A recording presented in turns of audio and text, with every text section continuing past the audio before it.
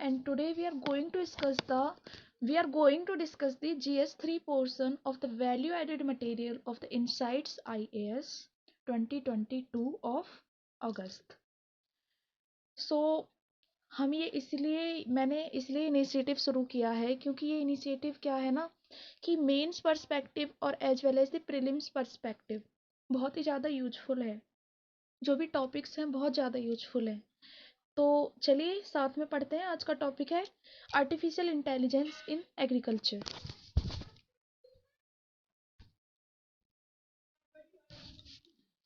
Artificial intelligence in agriculture, this is the most important topic, है ना. तो देखते हैं. तो according to the NITI Aayog, AI has the potential to add $1 trillion to India's economy by 2035. NITI Aayog के according AI में इतनी पोटेंशियल है कि वो $1 ट्रिलियन ऐड कर सकता है इंडिया की इकोनॉमी में 2035 तक. Artificial intelligence, what is the artificial intelligence? तो artificial intelligence is the simulation of human intelligence processes by machines, especially computer system. मतलब it is the simulation of human intelligence process. क्या है कि जब मशीनें इंसान की तरह व्यवहार करने लगे, है ना, उनका जो बिहेवियर है वो इंसानों की तरह होने लगे. जैसे जैसे हम इंसान एक्टिविटीज करते हैं, जो हमारी सोचने की क्षमता होती है, उस लेवल पर जाकर अगर मशीन काम करने लगे तो उसको हम आर्टिफिशियल इंटेलिजेंस बोल देते हैं. नेक्स्ट हम देखेंगे कि आर्टिफिशियल इंटेलिजेंस इन एग्रीकल्चर. तो artificial intelligence saves the agriculture sector from different factors such as climate change, population growth, employment issues in the field and food safety. तो artificial intelligence को use करके हम इन सारे different sectors के लिए बहुत ज़्यादा यूजफुल होगा. It is very useful for the climate change, population growth, employment issues in the field and food safety. Application जानेंगे हम. What is the application of the AI in agriculture? First and foremost application is weather and price forecasting. तो weather and price forecasting का मतलब ये है कि artificial intelligence का use करके हम वेदर फोरकास्टिंग कर सकते हैं, जिससे कि फार्मर्स को एक इंफॉर्मेशन अवेलेबल होगी, जिसके तहत वो वेदर का एनालिसिस कर पाएंगे. उसके अकॉर्डिंग वो क्रॉप को ग्रो कर पाएंगे कि किस तरीके की क्रॉप उन्हें ग्रो करनी है, किस तरीके के सीड उन्हें सो करने हैं और हार्वेस्टिंग कब करनी है क्रॉप की. तो ये सारे फैक्टर्स मतलब वो जान पाएंगे वेदर फोरकास्टिंग करके. नेक्स्ट आता है हेल्थ मॉनिटरिंग ऑफ क्रॉप्स. तो हेल्थ मॉनिटरिंग कैसे करेंगे क्रॉप्स की?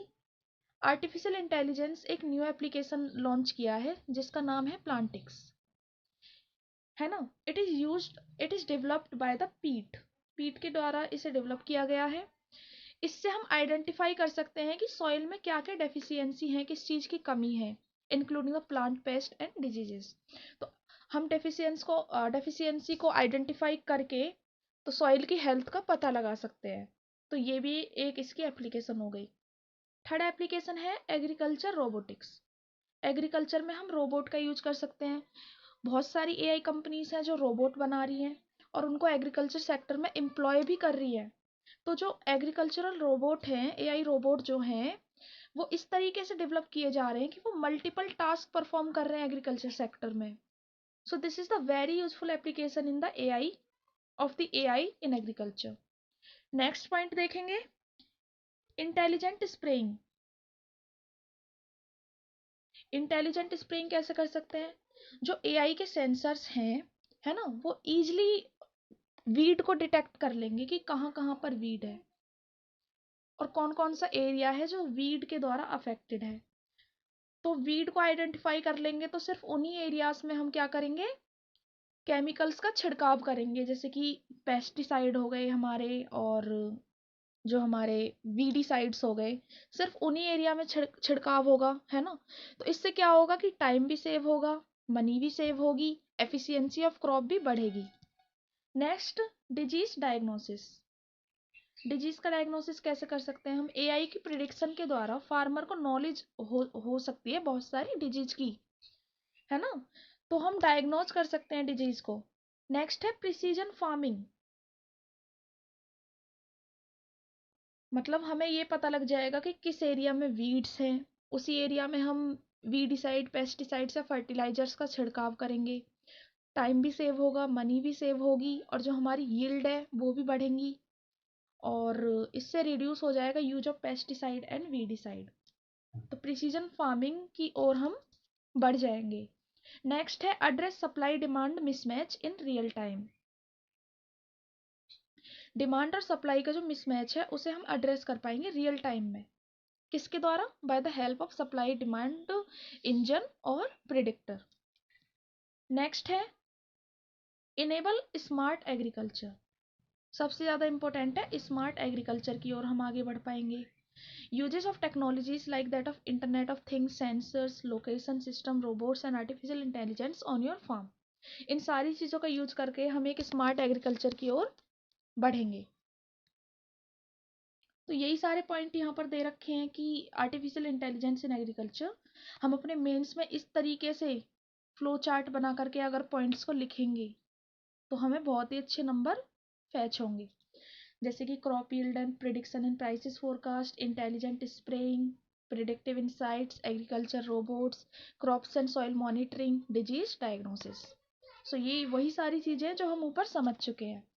नेक्स्ट केस स्टडीज देख लेते हैं हम। तो जो AI backed soil health monitoring used in Raleigh, North Carolina, USA led to huge efficiency gains in the use of agro inputs by cutting the use of chemical fertilizers by nearly 40%. AI backed soil health monitoring करके जो USA में क्या हुआ है कि 40% तक कम कर लिया उन्होंने केमिकल फर्टिलाइजर का यूज करना। तो ये सारे इसके पोटेंशियल बेनिफिट्स हो सकते हैं, पोटेंशियल बेनिफिट्स हुए हैं। तो सारी अच्छी चीजें हमने देख ली, तो अच्छी चीजों के साथ तो बुरी चीजें भी होती है ना। If there is a positive there is a negative also, तो नेगेटिव्स भी देख लेते हैं एआई के। तो नेगेटिव्स ये हैं कि lack of familiarity with AI machine. सबसे पहले तो एआई मशीन्स के साथ हमारी लैक ऑफ फेमिलियरिटी है, किसानों को इतनी ज़्यादा नॉलेज नहीं है, इतने ज़्यादा हम फेमिलियर नहीं हुए हैं, हम तो ट्रेडिशनल एग्रीकल्चर सिस्टम यूज करते आ रहे हैं आज तक। दूसरा है lack of experience with emerging technologies, lack of experience with emerging technologies. सबसे पहले तो हम फेमिलियर नहीं है, दूसरा हम अडॉप्ट कर रहे हैं एआई को तो उसके साथ हमारा एक्सपीरियंस नहीं है, और सबसे ज़्यादा रिस्क तो डेवलपिंग कंट्रीज में है। ठीक है। नेक्स्ट है प्राइवेसी एंड सिक्योरिटी इश्यूज। हमारे जो इंडिया में still no clear regulations and policies for using AI. तो कोई क्लियर रेगुलेशन एंड पॉलिसीज नहीं है, तो जिसके तहत तो प्राइवेसी या सिक्योरिटीज को इश्यूज हो सकते हैं, है ना। Now further due to the use of the software and the internet, there may be also some privacy and security issues such as cyber attacks and data leaks हो सकते हैं वहाँ पर। नेक्स्ट है फ्रेगमेंटेशन ऑफ लैंड। हम जानते हैं कि हमारे भारत में फ्रेगमेंटेड लैंड बहुत ज़्यादा है, तो वहाँ पे भी हर्डल आएगी, इतने लार्ज स्केल पर इम्प्लीमेंटेशन करने के लिए भी हर्डल आएगी। बड़े लैंड पर तो अच्छा है कि हम इतनी ज़्यादा स्पेंडिंग करें, एआई टेक्नोलॉजी को यूज करें, लेकिन छोटे छोटे लैंड में जहाँ पर हमें इनपुट भी बहुत कम मिलने वाली है, वहाँ पर हम इतना ज़्यादा आउटपुट दे करके क्या करेंगे। तो ये सारी चीज़ें हो जाएंगी। और सबसे इम्पोर्टेंट है डिजिटल डिवाइड। डिजिटल डिवाइड ऐसे है कि आज भी जो हमारी रूरल और अर्बन एरियाज हैं वहाँ पर डिजिटल डिवाइड है, और डिजिटल डिवाइड होने के बावजूद भी अगर किसी के पास फ़ोन है, इंटरनेट है, स्मार्टफोन है, तो उनको नॉलेज नहीं है, ज़्यादा इन्फॉर्मेशन नहीं है, लैक ऑफ नॉलेज है इन सारी चीज़ों की। तो ये एक ज़्यादा बहुत बड़ा चैलेंजेस हो जाता है अडॉप्ट करने में एआई को। बेस्ट प्रैक्टिसेस देखेंगे हम यूपी का एग्जांपल लेते हैं। यूपी ने कोलैबोरेट किया Bill and Melinda Gate Foundation and the Tata Trust to set up the Indian Agri-Tech Incubation Network at IIT Kanpur. तो ये एक इनिशिएटिव लिया गया यूपी के द्वारा, हम कोट कर सकते हैं अपने आंसर में। हम महाराष्ट्र का एग्जाम्पल दे सकते हैं, कर्नाटक का एग्जाम्पल दे सकते हैं, और कुछ हम मेजर टेक्नोलॉजी इंटरवेंशन देखेंगे हमारे भारत में जो हुई हैं, जैसे कि Kisan Suvidha mobile application, farm machinery package for different agro climatic zones in India mobile application, my CIPHET mobile, M Kisan portal, e national agriculture market initiative. तो ये सारे डिजिटल इनिशिएटिव लिए गए हैं एग्रीकल्चर से रिलेटेड, इनको हम कोट कर सकते हैं। कंक्लूजन यही है कि जो फ्यूचर है, future of AI in farming largely depends on the adoption of the AI solution. Although some large-scale researchers are in progress and some applications are already in the market, yet industry in agriculture is underserved. Moreover, creating predictive solutions to solve a real challenge faced by the farmers in farming is still in progress at an early stage. AI का जो future है वो बहुत ज़्यादा है। Moreover हमें क्या करना चाहिए कि जो इश्यूज आ रहे हैं उनको हमें सॉल्व करना चाहिए, जिससे कि इन टेक्नोलॉजीज़ का यूज करके अपने फार्म प्रोड्यूस को बढ़ाया जा सके। तो ये सारी चीज़ें हम कंक्लूजन में लिख सकते हैं। So thank you for watching.